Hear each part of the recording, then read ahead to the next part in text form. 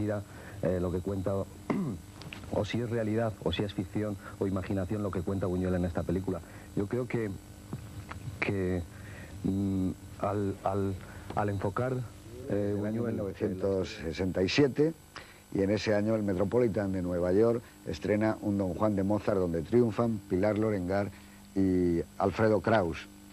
En Princeton, New Jersey, fallece el físico Oppenheimer, el hombre que dio forma a la bomba atómica, y fue un niño prodigio que había estudiado en Harvard, en Cambridge, también en Alemania. Con 24 años ya obtuvo la cátedra especial en Berkeley, o sea que casi nadie. Cassius Clay, que dentro de muy poco tiempo, vamos, en meses, recibido.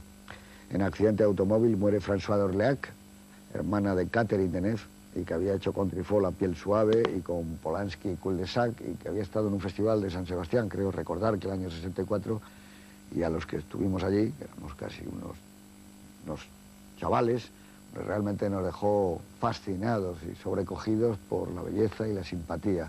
A mí siempre me pareció mucho más atractiva que su hermana Catherine Deneuve, o por lo menos no tenía ese punto de frialdad, sino que era una mujer como muy cálida, muy cercana, y una actriz extraordinaria, François d'Orléac. Es el año en que tras rodar Adivina quién viene a cenar, fallece en Los Ángeles Spencer Tracy, y bueno, pues digamos que con la publicación de 100 años de soledad, ese mismo año, nace, además del Territorio mágico de Macondo, una de las creaciones más potentes y vigorosas de este nuestro siglo, que ya está a punto de salir de cuadro, ni más ni menos que 100 años de soledad de García Márquez.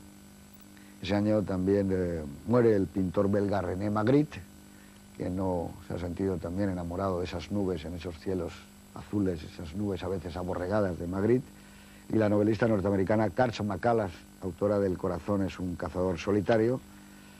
Y bueno, digamos que el escritor guatemalteco Miguel Ángel Asturias, autor de El señor presidente, por ejemplo, obtiene el Premio Nobel de Literatura. Y ahora pues vamos a pasar a hablar de Belle de Jour, que creo que es una película, como todas las de Buñuel, que suelen dar pues mucho juego. Pero antes de nada, como Buñuel es un hombre que se ha visto metido en tantas y tantas y tantas anécdotas, algunas reales, otras inventadas, a mí me gustaría que Juan Miguel contara una precisamente relativa al rodaje de Belle de Jour, de cuando se estaba rodando esta película, que creo que es estupenda. Sí, es una anécdota magnífica y que yo creo que tiene algo que ver también con la mentalidad de Luis Buñuel. Tiene mucho que ver. Luis Buñuel, como sabéis, era un hombre muy socarrón, muy baturro. Durante el rodaje de Belle de Jour recibió la visita de un profesor de la vieja escuela oficial de cinematografía con varios alumnos. El profesor es un famoso director de cine español, discípulo de alguna manera de Luis Buñuel. Entonces estuvieron charlando con él hasta que mientras se preparaba el plano, y finalmente se pidió silencio, todo el mundo se fue a sus puestos y los españoles se retiraron a un rinconcito, se hizo el silencio del todo y en ese momento se oyó la voz de Buñuel que dijo: la señorita Deneuve se va a desnudar, por favor los españoles que se salgan. Yo creo que eso tiene que ver un poco con si me permitís que enlace, con la idea que tenía Buñuel incluso de lo español, y creo que también de alguna manera era cierta. Y creo que una de las habilidades de Buñuel fue precisamente exportar ese lado español, o que se suponía español, o la idea que tienen de lo español los franceses. A mí me parece que eso fue una de las enormes habilidades de Luis Buñuel. Y que los franceses le hicieron suyo, ¿eh? Y que los franceses hicieron suyo. Pero de todas maneras es una España que yo no comparto, no he compartido nunca, y voy a pasar sobre ese tema. A mí de esta película lo que más me interesa, si me permite que entre en el tema, es la pintura del personaje femenino, la pintura de Catherine Deneuve. Yo creo que esta película transpone las ideas masculinas de Luis Buñuel sobre lo que él supone que son las fantasías eróticas femeninas, y que en realidad solamente tienen una finalidad, que es satisfacer el oscuro deseo masculino de Mirón. Yo dudo mucho que las mujeres tengan este tipo de fantasía, en el que las mujeres sean todas masoquistas, que se estimulen con los insultos, con las sevicias, con la tortura, mientras que los hombres son buenos y comprensivos, según la película, e incluso el Picolí es un personaje leal con sus amigos y que respeta la virtud. A mí me parece que ese lado, me parece que esa parte de la película, ese tipo de pintura corresponde a un hombre de finales de siglo, de principios de siglo, y que no tiene nada que ver ni con la mujer actual, ni con la España actual, ni con el mundo actual. Yo lo que creo también, viendo las películas de Buñuel, es que se tiene la sensación de que sabe plasmar eso tan... que a todos nosotros en muchas ocasiones nos podrían detener por lo que pensamos, ¿no? a niveles, sobre todo, de cómo se mueve Buñuel. Yo creo que lo que afila a Buñuel la imaginación, no tanto porque ponga a él que son las ideas que pueda tener la mujer en cuanto a la sexualidad o en cuanto a ese mundo, sino a lo mejor son las suyas propias, ¿no? Y son sus propios fantasmas. Lo que sí me parece es que todo eso lo hace de una manera tan personal y tan particular que bajo el punto de vista de Buñuel todo es distinto. Por ejemplo, a mí me asombra, estamos hartos de ver flashbacks en todas las películas tienen flashbacks, es decir, estamos en un tiempo real y de repente la acción se va, en este caso cuando Severine es una niña y se van para todas las... En las películas de Buñuel los flashbacks no son flashbacks, ni siquiera son insertos, son como una cala en el tiempo de la película y en el tiempo de la historia, que son dos cosas distintas. Entonces se ven de otra forma. Los flashbacks de Buñuel tienen otro sentido. A mí me parece que no es el decir, ah, bueno, esto es cuando la niña era pequeña y por eso tiene este trauma, o esto es cuando... No, y llega un momento que ya no sabes si los flashbacks son anteriores o posteriores.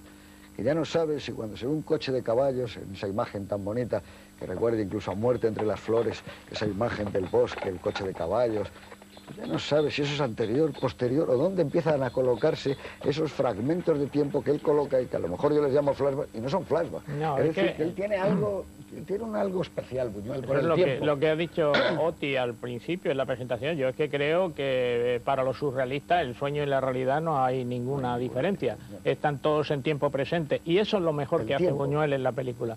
Que tanto sueño como realidad están en tiempo presente. Yo creo que ese es el gran acierto de la narración de la película, porque la anécdota de la película, si me permites hablar de eso, la anécdota de la película es exacta a la novela de Kessel. No ha variado nada, solamente ha metido algunas chistes como el del chino o como el del señor masoquista, pero incluso los clientes de la casa de cita, todo es exactamente igual. Sin embargo, lo que ha conseguido, yo creo que con suma perfección, es lo que en la novela son elucubraciones de Severine, porque son así, fantasías de Severine, aquí están en tiempo real, al mismo tiempo que la realidad. Y yo creo que la interpretación que ha dado Oti de que todo eso ocurre en una fracción de segundo es una interpretación muy interesante que valdría la pena ahondar en ella. Creo que es un poco lo interesante de... Vamos, no lo interesante, pero el hecho de que una historia efectivamente tan dura como la que te está mostrando, te permita el escape, un escape, bueno, personal y, en fin, de poder pensar en un momento determinado que está en el terreno de la imaginación. Es decir, eso de que no te pueden detener por lo que estás pensando. Pero es interesante el saber que, en fin, que esa historia tan tremenda que te está contando tiene una puerta de escape para ti como persona, es decir, como espectador. Es decir, bueno, yo creo que hay unos detalles de cómo empieza la película y cómo termina cuando el marido le pregunta ¿en qué estás pensando, Severine? Y ella le dice, en ti. Y cómo eso se une a justo la escena final en que ocurre, que a mí me da que pensar, o al menos quiero tranquilizarme como espectador diciendo, bueno, todo esto que ha ocurrido es esa voluta de imaginación que tiene esta mujer y que realmente habla de ella, pero bueno, habla en un tiempo hipotético, no presente ni pasado ni futuro, sino son estas hipótesis personales. Y yo como espectador me siento mejor si creo que eso es así, que no ocurre.